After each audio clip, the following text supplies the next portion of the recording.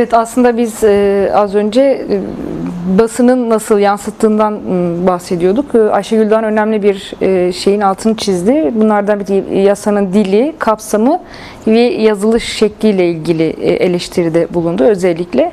Bunu biz basında da görüyoruz. Özellikle iktidarın kendini ifade ettiği, yani meclis üzerinden daha demokratik bir şekilde süreci yürütmek yerine kendisini basın üzerinden ifade ederek basın üzerinden süreci yürüten, aynı zamanda topluma da bunun üzerinde şekil veren, farklı düşüncelere de yer açmayan bir yaklaşımı söz konusu.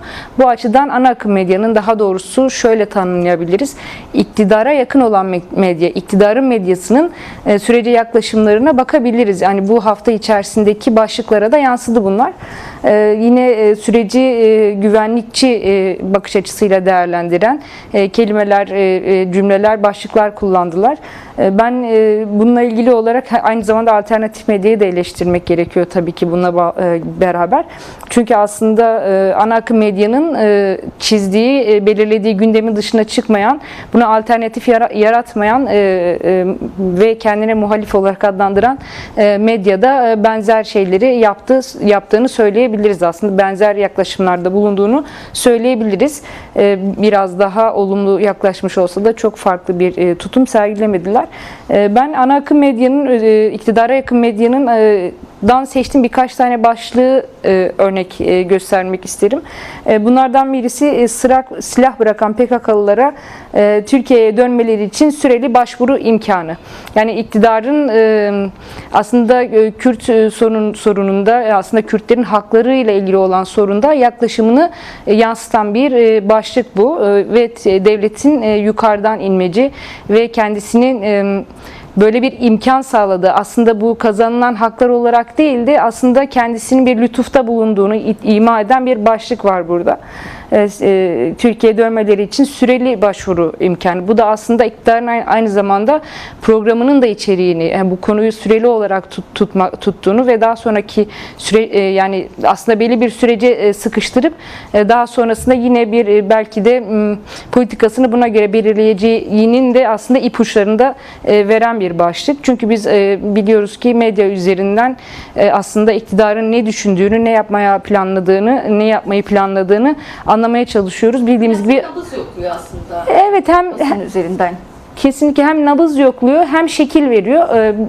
Hem ne yapacağına yönelik bir sinyalde bulunuyor. Aynı zamanda da şekil veriyor ve tabii ki muhalefetin de nasıl tepki verdiğinde bu şekilde dediğiniz gibi nabzını da yoklamış oluyor. Diğer başlıklardan birisi etkin pişmanlıkta yeni uyum paketi, geri dönenler için 1 ila 3 yıllık gözetim şartı. Yine etkin pişmanlık, yani özellikle Ayşegül Doğan'ın da vurguladığı gibi yasanın diliyle ilgili bir vurguda bulunmuştu. Burada da yine etkin pişmanlık. Oysaki Kürt hareketinin bir pişmanlıktan ziyade aslında bir takım hakları kazanmaya yönelik, kazandığı Kürt halkının haklarını savunduğunu ve yaptıkları işten pişman olmak değil, aslında gelinen süreçte gereken hareketin silah bırakmak, ama bunun da silah üzerinden değil, siyaset üzerinden, daha doğrusu toplumsal, daha siyasallaşan ve toplumla sosyalleşen bir şekilde bir çözüm üretmeye yönelik bir adım attığının defalarca vurgusunu yapmasına rağmen kullanılan dil pişmanlık dili, yine burada görebiliyoruz. Bir diğeri de cevap bekleyen sorular, suça karışanlar ile karışmayanlar nasıl ayrılacak? Bu da yine toplumun bu konuyu sorgulamasını ve ne şekilde sorgulayacağını, toplumun duruma nasıl yaklaşacağına yönelik bir direktifte bulunuyor aslında bir yerde. Bir yerde kendi tabanına yönelik bir seslenişte bulunuyor. Yani suça karışanlar ile karışmayanlar. Öncelikle suç nedir?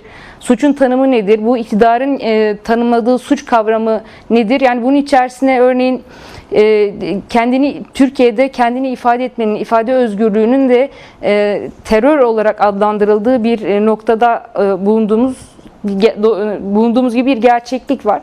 Dolayısıyla cevap bekleyen sorular, suça karışanlar ile karışmayanlar nasıl ayrılacak gibi bir soru aslında halka suçlular diye tanımlamak oluyor bu aynı zamanda.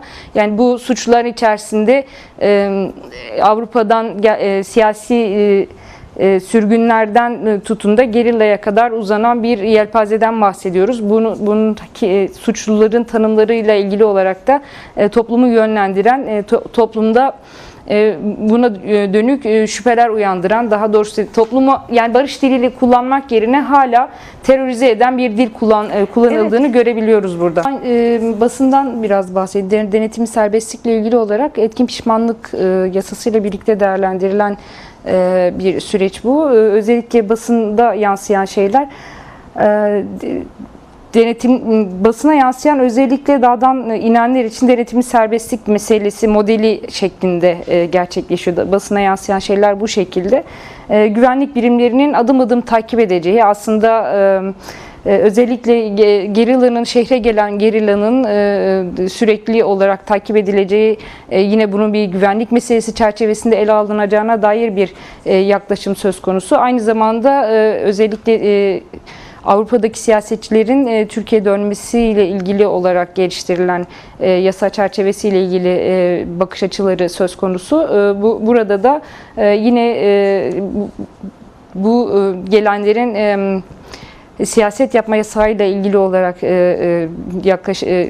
ne kadar sürede, kaç yıl, yani yaklaşık 3 ile 5 yıl arasında değişen bir sürede siyasete dahil olmalarıyla ilgili olarak bir takım düzenlemeler var. Açık düzenlemelerin olacağına dair basına yansıyan şeyler var. Ancak dediğim gibi yine bir muğlaklık söz konusu ve bu muğlaklıkla ilgili dolayısıyla da aslında kulislerde de gerçekleşen bilgiler aslında net ve kesin bilgiler söz konusu değil. Dolayısıyla da sahaya yansıyan, basına yansıyan şeylerde de bu şeylerin, yani geri dönüşlerin herhangi bir yasa ile gelip burada Türkiye'de siyaset yapmaları ile ilgili olarak gerçek bir düzenleme yok. Sadece manipülasyona yönelik bu geri dönenlerin yine aslında aynı torbada değerlendirilerek Türkiye'de siyaset yapıp yapmayacaklarına dair gerçek bir şey yok. Yani öncelikle kendi Türkiye'ye döndüklerinde hangi çerçeveyle siyaset yapacaklar, ne kadar süreyle Türkiye'de siyaset yasaklarının kalkacağı, aslında bir güvence, gerçek anlamda bir güvence olmadığı için de Türkiye'ye döndüklerinde ne yapacaklarına dair, hani ne kadarını gelebilecek, kimler gelebilecek, bu sadece siyasilerle sınırlı mı kalacak, bununla ilgili gerçek bir şey yok. Aslında etkin pişmanlıkla da ilgili bir durum söz konusu.